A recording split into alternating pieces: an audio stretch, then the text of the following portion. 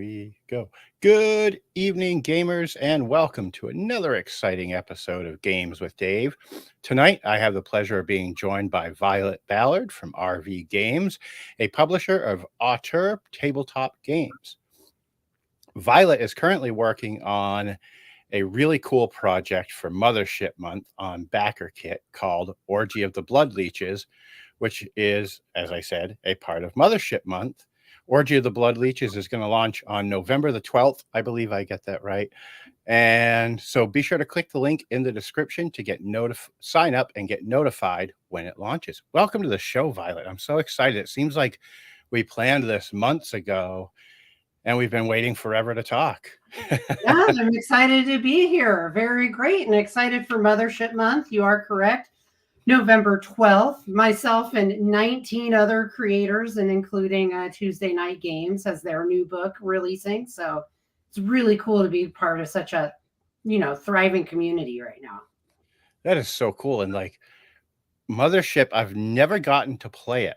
That's the sad thing. I've read everything. I've got the deluxe box set, the regular box set, and everything. I just don't have anyone around me to play with. I'm like the solo kid in the neighborhood, so I've got to find some folks to play with. But yeah, let's dig right into it. One of the first things I always ask folks is, how did you get into gaming as a kid? Like, what was the role-playing game that sucked you into a life of gaming? I actually have a long and wandering path that goes there. I wanted to be a fiction writer, a film director at some points in my life. And I'd always been into tabletop games and actually leaned more into like board games and then war games and that aspect. And I was the club advisor for a tabletop gaming club when I was a high school teacher. Nice. And it was basically, they wanted a gaming club and they were all glued to their screens. And I said, only real way I'm doing this is if it's tabletop gaming, not video games. Maybe once a semester, you'll be able to bring in a console for a tournament. And so we were trying to keep it. So we had lots of different games going on, brought on board games. And that's actually when students first brought me into playing some role-playing games. I never had enough friends or folks who did those kind of things growing up to be in that life. So I played lots of CRPGs. Like I grew up on Baldur's Gate 2 and Planescape Torment. And that's what kind of like brought me in that direction. And then also through games like System Shock and the Shock games, and coming in through sci-fi, like through the immersive sim sort of angle. And I grew up reading science fiction. Like the first book I read when I was 6 years old was 2001 off my dad's shelf. Wow. So I'm a very hyperlexic autist. And so, but kids brought me and had me play some games. I ran a few games. The first game I ever ran was actually Star Wars Genesis, the nice Flight version. Yep. But then I had some students run some really bad games that turned me off for a long time. The most fun games I had in that club was actually playing Fiasco with theater kids. And so nice. that approach kind of held. And then I had a different streaming show. And I wasn't that into RPGs. And it was honestly then discovering Mothership again here as a full-blown adult in my 30s that like set me on fire, because my partner and I were looking for a game to play and we were describing all the sci-fi things. And she's like, oh, we're going to have to like make something on our own. And then I saw an ad for Monkey's Paw Games and they had Troika games listed. But then I found this Mothership thing and I'm like, what is this? This sounds like the game that was like made for me since I was a child and had wished existed. So when it's like, oh, it's like playing Alien and then lists all this other sci-fi horror. I grew up with sci-fi horror as my genre. Like my mother and I, she introduced me to The Thing. She introduced me to Alien. She took me, we did a mother-daughter date on anytime any new Alien movie came out. She took me to see Pitch Black. Like any movie that had a creature and was sci-fi horror, we saw, she introduced me to, was like, you should see this. So I watched all those deep sea ones with her when I was a kid. So I saw like all of like Leviathan and Capricorn 6 and like all these things that Mothership kind of name checked, and people have gone, and I'm like, oh. And like, so recently, like my mom has been having some health issues, but I was able to take her on a date to see Alien Romulus. And that really like warmed my heart. So my gaming path is different. I haven't been hardcore into RPG since I was a kid, like a lot of others. But then Mothership was like, oh, this is it. And this is your creative outlet. This is the kind of stuff you've wanted to write since you were a kid. And so that's kind of my journey where I started. So I also don't have a lot of like D&D brain that I'm deprogramming myself of. Like I play it now after getting more into it through Mothership. That is such a rad. Ooh, excuse me. I got to take a quick drink. That is such a rad story about your mom taking you to see all that stuff, because my mom was the exact opposite. She didn't want me watching any of that. And my dad took me to see it all. And I still have yet to see Alien Romulus. I'm waiting until it comes down to $19.99 on Vudu. And then I'm grabbing it because I've heard it's a phenomenal movie.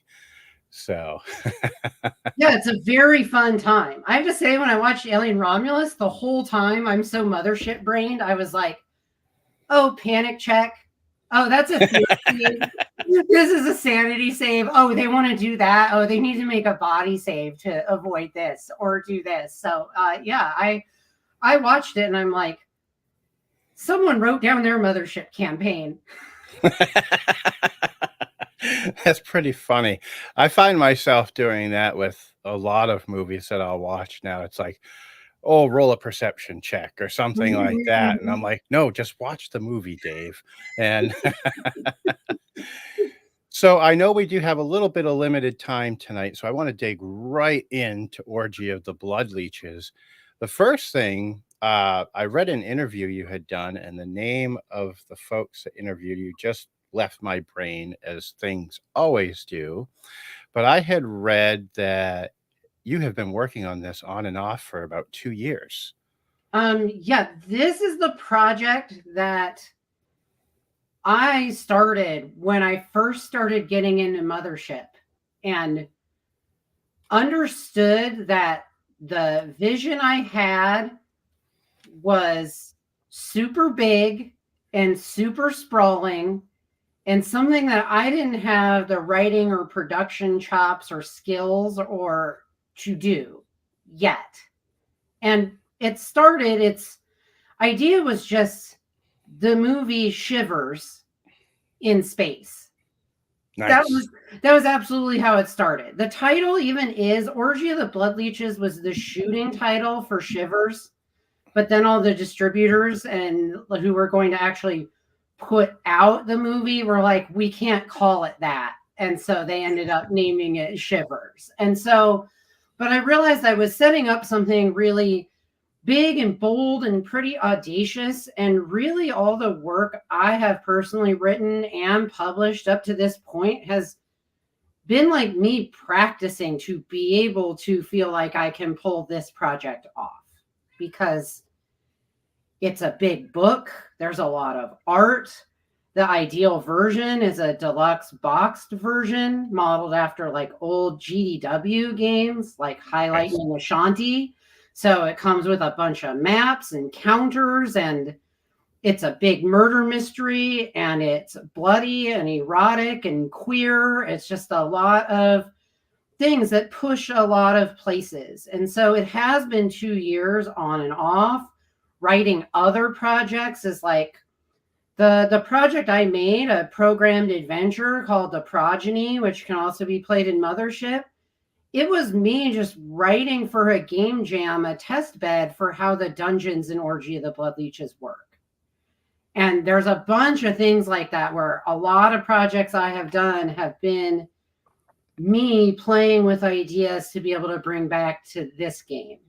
Being able to have the infrastructure on the back end to be able to distribute a hardcover book, to be able to distribute a box, to have the connections to have those in retail. Like I knew it was a big idea, and I knew I couldn't let it become a heartbreaker by trying to bite it off all at once and Right. just coming out of the gate with the like, who are you?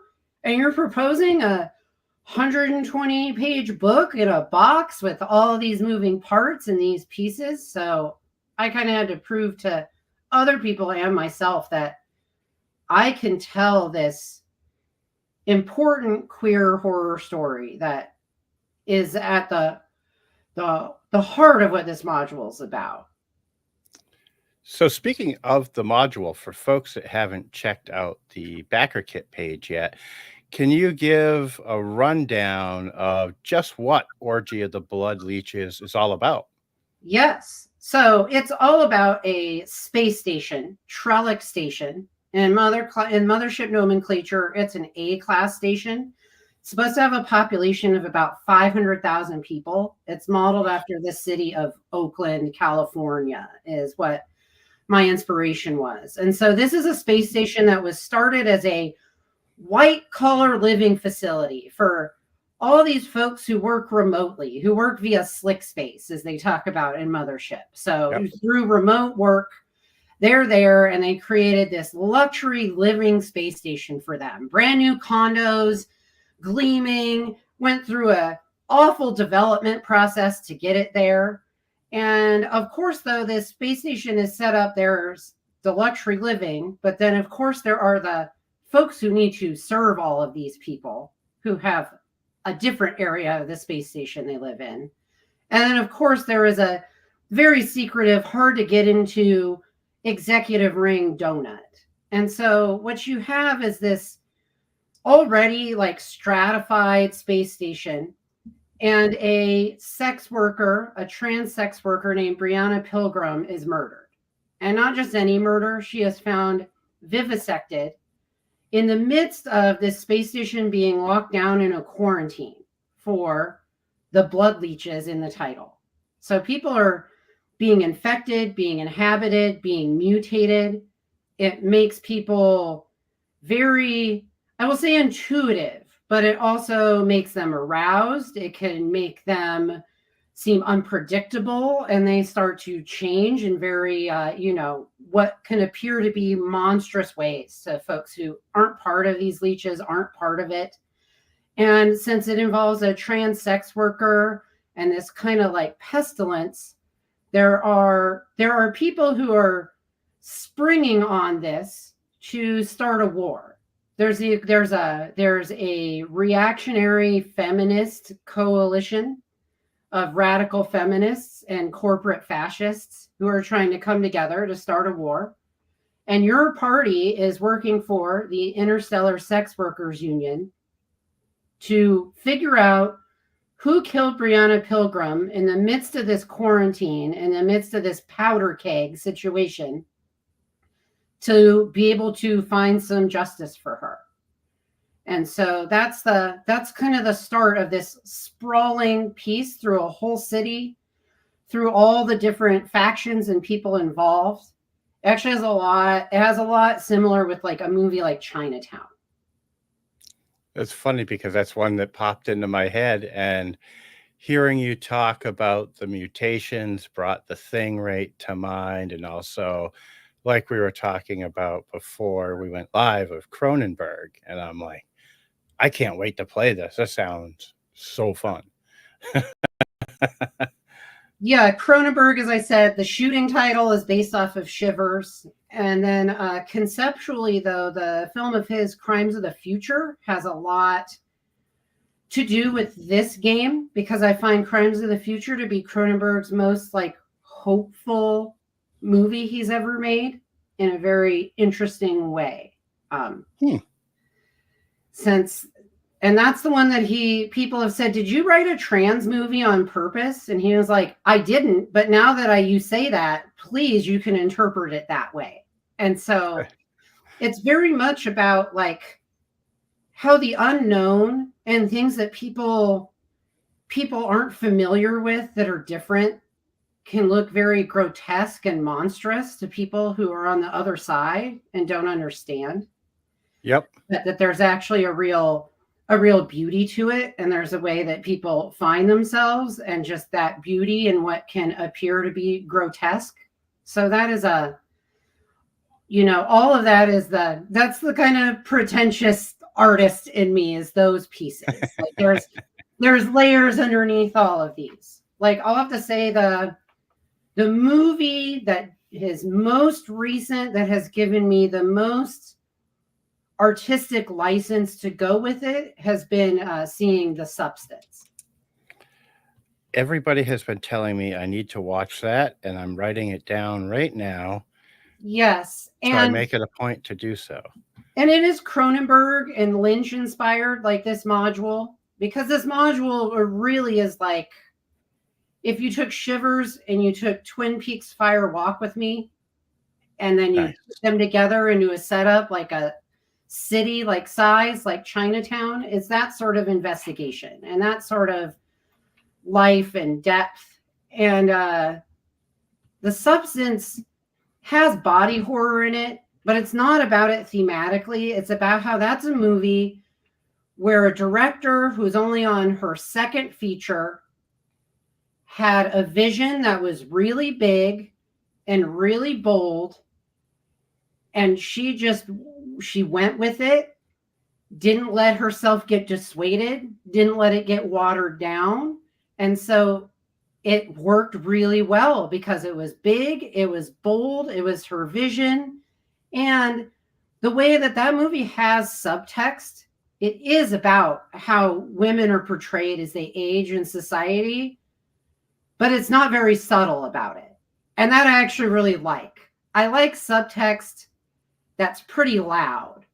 Not in a way that's didactic where it's like, you need to think this way. But especially in tabletop RPGs, I found like subtlety gets ignored, and you just got to be kind of loud about some of those things, and not trying to be message first, but also trying to be like, this does have more it can say, and it's a fun ass game. Yeah, it sounds like a fun ass game. And one of the things that you're doing that I saw in scrolling through the page that really caught my attention, that I've only seen a few other folks do, that I'm a huge fan of, is a vinyl soundtrack along with a audio adventure solo game book that you designed. Yes, I'm so excited about this. As I said, I've been practicing to be able to pull this off on a prior module that we are just getting out the door right now, working with the wonderful designer and partner Joshua Justice, Hikade Cassette Archive. We did a little cassette adventure, which was really to practice for this. And so I'm super excited. We're going to have a bifold vinyl with a liner note piece, so that you have a liner note with instructions and a character sheet. And then inside and on the back cover of the vinyl is a game book. And game book, if you're not quite sure, it's like the Lone Wolf or fighting fantasy style books. So It's halfway between a choose your own adventure and a solo RPG. So it's a lot of text-based reading, but then you do have roles and a character sheet that you make roles, you use your character sheet to progress. So we're going to have a prequel adventure for Orgy of the Blood Leeches about how things like went on lockdown, and how this infection, how this blood leech infection progressed past just the small place where they were being used legally. Like, how did it become larger on this station? And that's going to come with a soundtrack from a band, from a really good friend of mine. It's a band named Anthers, and they are out of Seattle, and they're a post-punk noise rock band. And so They are loud and like, as that sounds like, they're very thematically on point. Some of the songs come from their new EP that just came out that a reviewer described as, this album sounds like it was recorded in a basement sex dungeon on the moon. And so we're going to have a couple songs from them. And then they're also going to do their noise thing and make some really great ambient sounds for while you're playing the adventure and while you're playing the module. And if we hit a far enough stretch goal, we'll, add a whole second side to this vinyl with more sound and more audio. But to start, it's really exciting. I love writing these solo game books. And I love a little mini system I've created for that, a Panic Engine Mothership variant that's specifically for that. There'll also be an interactive web page version of it for everyone, even if you don't pay the vinyl. If you buy the module, you'll get a PDF and you'll get a web page that actually has built-in character sheet, dice roller, takes you to the different pages you go to. So it's very... Even if you don't buy the vinyl, I'm excited for people to experience the solo game book, because solo first design is something that's really close to me, because Orgy the Blood Leeches itself is also entirely soloable or able to be played wardenless, from the ground up, in addition to a traditional warden style of game. And so when you're like, I don't have friends in my neighborhood to play with, I'm like, well, I want everyone to be able to play this. Perfect. Get your free Mothership survival guide off of Drive-Thru-RPG. Get a PDF of this, and you have an entire campaign. You have 40 to 60 hours of things to do on your own. And you want to buy the box and set it all up yourself, you can do that. But we try to offer it everywhere, also from PDF to hardcover to box, to a box with a bundle with the vinyl. And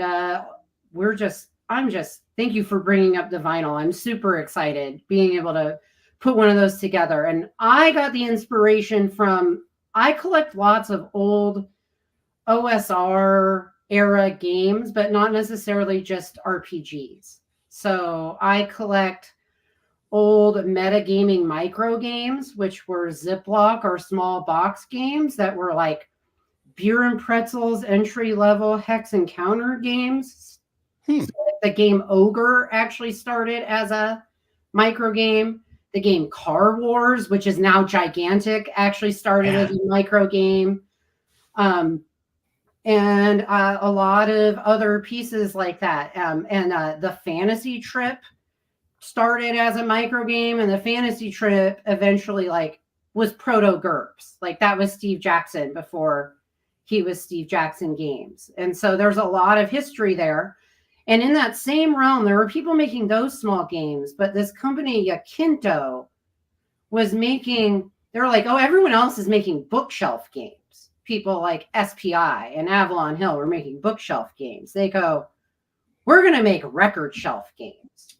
So Yakinto made all these interesting kind of hex encounter style games that fit in boxes that were the size of a vinyl, so you could put it in your shelf with the rest of your music. And so I learned of those, and then I can't remember the name, and then saw some modern RPG folks putting out vinyls adventures, and I'm like, oh wow, okay, this is something I really need to do.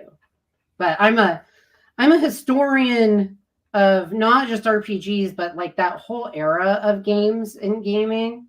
Outside of that, I'm also obsessed with pinball, and that's the same era of pinball that I also am most obsessed with and think is the most interesting, is that late 70s, early 80s. There was a lot of interesting things going on in games. It was a new industry. It was just starting to get production value, but could still be a little jankier than what we accept now.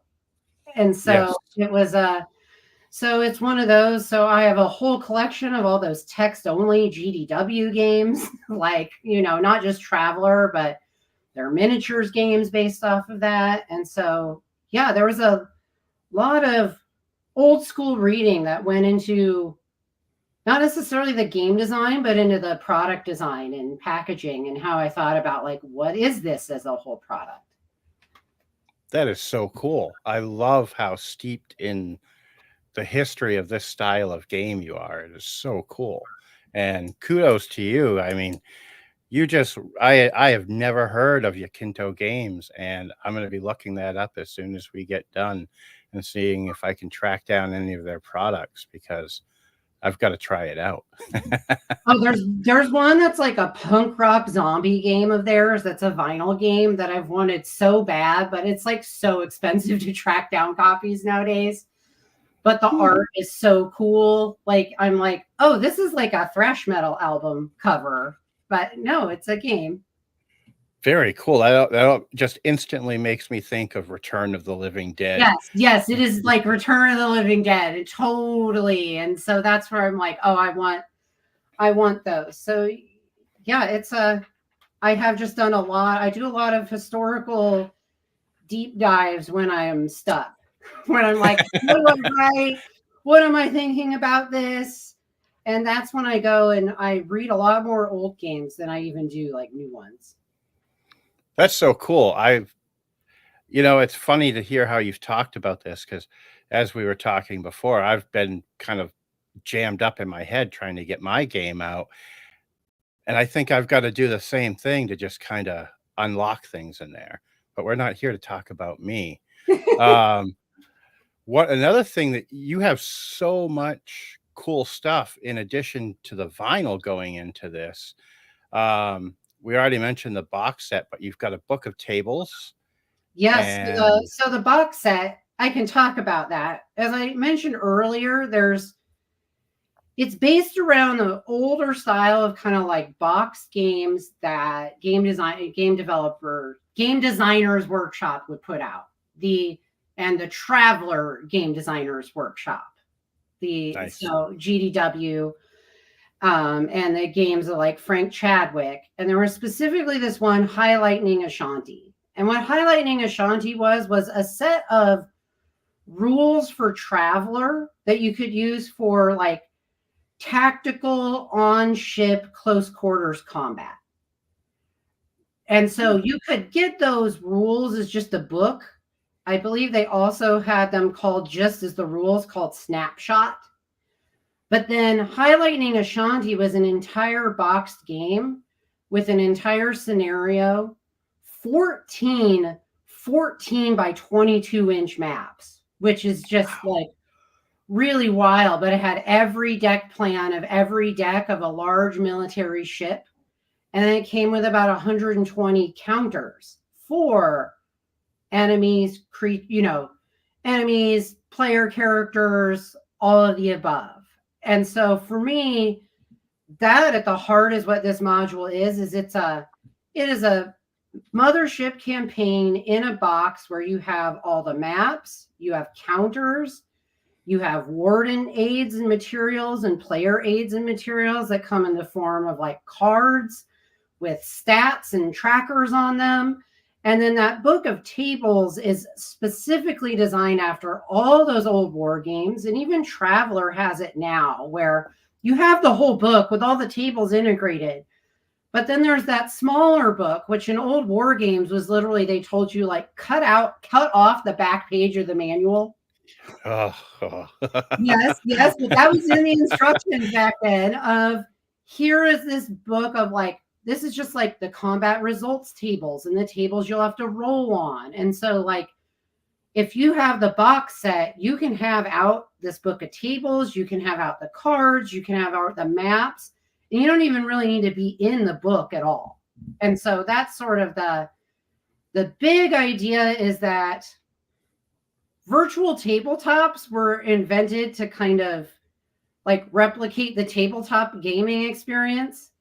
But now there's things that virtual tabletops do that I like wish I had more of in person. So more like dedicated things with art and trackers and my tables easy to access and like nice maps that are fold out and able to be put out for everything. And so it's kind of a weird going back and forth and looking back.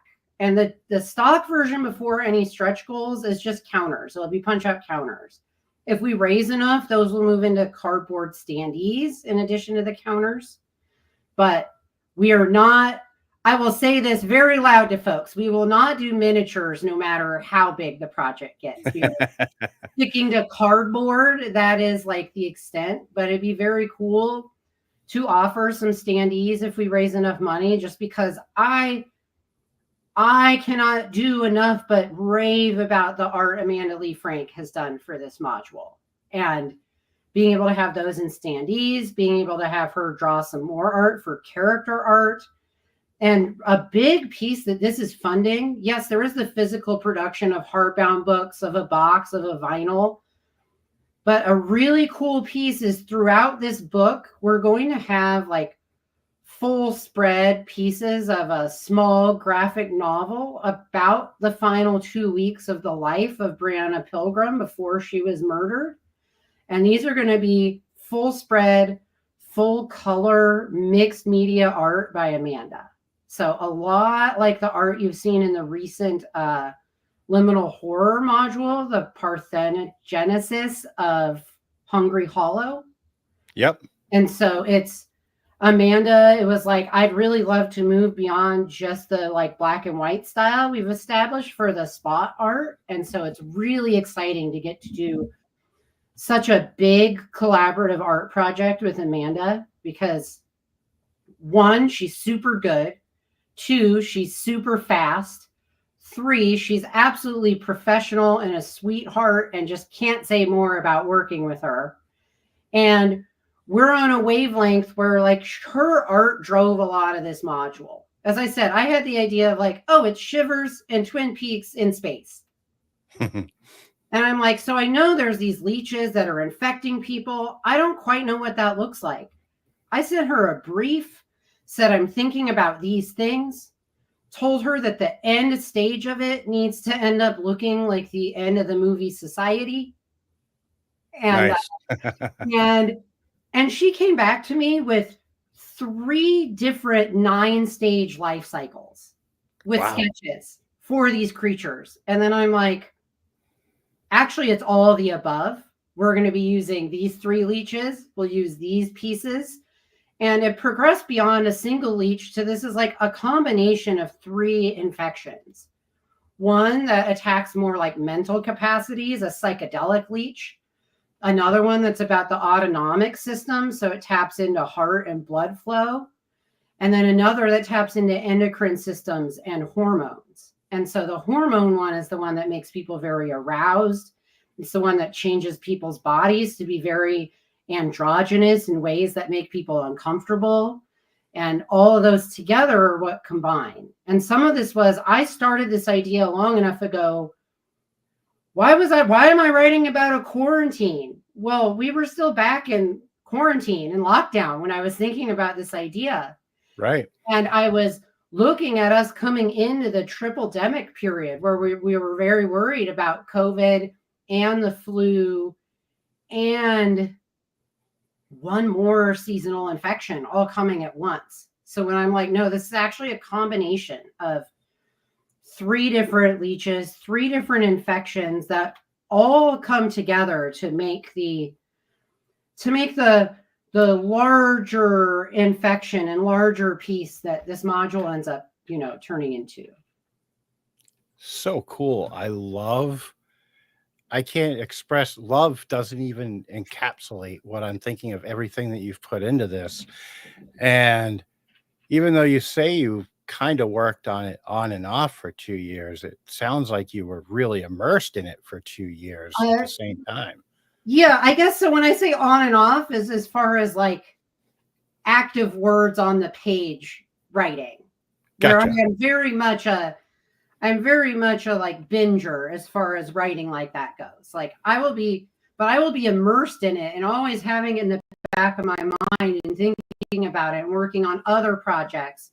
And I try not to think about this in gaming. So then I like watch a lot of movies and listen to music and spend time with my partners and my kid and like do all these other things until things come to me. So it has been it's been churning there in the back of my mind, even if it's on and off where I actively hit, fingers to keyboard, pen to pencil on the page. But what does come out it's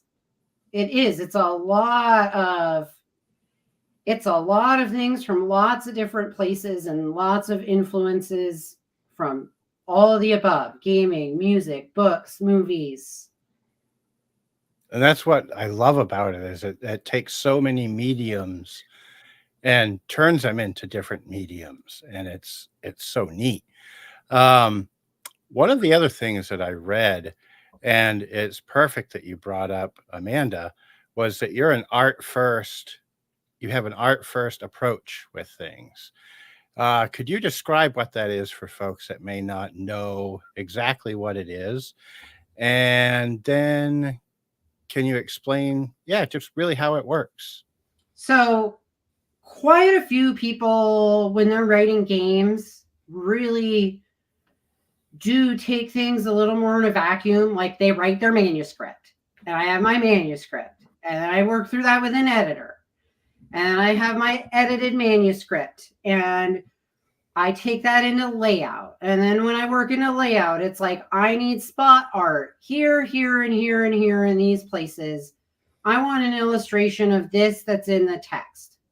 So it's a lot like it's a linear process. For me, art first is I write a real early brief of a general idea, and then I come to artists for concept art, essentially, but art that I'm able to write to. Like I talked about with Amanda earlier, where I knew a general idea, but I didn't know exactly what these creatures looked like. I didn't know their full life cycles. And Amanda's art brought it to life, so I had something to write about and then take off from there. Same deal happened with the exterior renders, and some of the maps are going to be done by Sam Wildman, who did all the work in the Mothership's Shipbreakers Toolkit. Oh, nice. And he, as we worked on rendering the exterior of Trellick Station together, ended up having things that changed the design, that changed the writing, that made me add things, that changed the fiction, the lore, all of the above. And it's because I was working with him sooner than later. And then same with Amanda. So being able to have the art and the writing be in a collaborative conversation with each other, rather than I am hiring out an artist to illustrate XYZ, this list of things I have. Now, of course, as you're making a module, making a book, you end up oh, I need an illustration of this. And you ask them that. So it ends up working cyclically. And it's the same way I like to work with editors also. I like to work in editors in partnership, where we settle on a flat fee and equity on the project, so we're not on the clock with each other. Because Orgy of the Blood Leeches, as it stands where it is now, has gone through 5 rounds of developmental editing with 2 different editors, and has done some copy and line editing, and will move through more rounds of editing and writing still. My layout artist, when you go to layout, it ends up being another edit because you have to fit things and someone else sees the text. So I work really rigorously on that end, getting art, writing about the art, then working with my editor to do more there, and letting it all happen so that the manuscript that ends up getting made it takes that much editing for me to avoid over and underwriting. Gotcha. Because, I will overwrite and then I will cut too much, or I will leave things too open and need my editor to be like, you need to define this a little more mechanically here. And in other places being like, oh, you're doing too much here. And so it's, as I've said in other interviews and writing I've done, I am a very slow, expensive writer, because I'm I need to work with an editor. I need to work with an artist to be able to make things at the level I'd like to. And I think some of that comes from my day job, where the doctor's in front of my name because I have a doctorate in educational leadership. But what I do is I teach educational leaders who are working on writing their like dissertations for their doctorates. And I serve on people's dissertation committees, which is very much this is a book that you are spending 2 years writing on, and Right. you're having this intimate relationship with somebody who's essentially your dev editor, where you are writing drafts, you're working with each other, you're meeting like at least every other week, you're coming together, you're getting the opinions of other people from your committee. So a lot of this workflow comes out of the fact that I do work in academia that way, and I see the power and the level of what you're able to build when you're able to be collaborative and being able to edit and edit often. Very cool.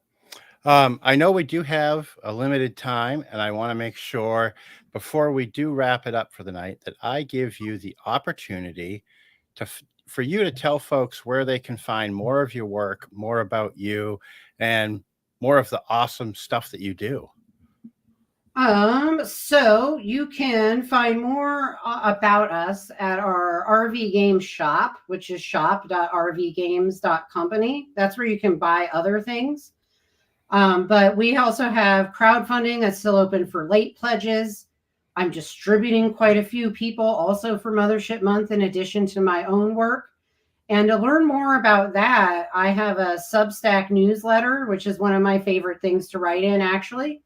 That's called the Adventure Gaming Periodical. And that's where you have a back catalog. A lot of the things I've talked about here, you can find those out there.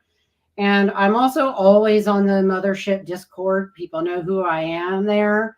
So if you have any questions for me, know what I'm, anything about prior modules, anything about this module, that's where you'll find me individually. And I'm very excited for this backer kit campaign to put out this module that I've put a lot of heart and soul and blood and sweat and tears into, and really hope people enjoy the journey of, solving this murder across a backdrop that is very much applicable to our modern world.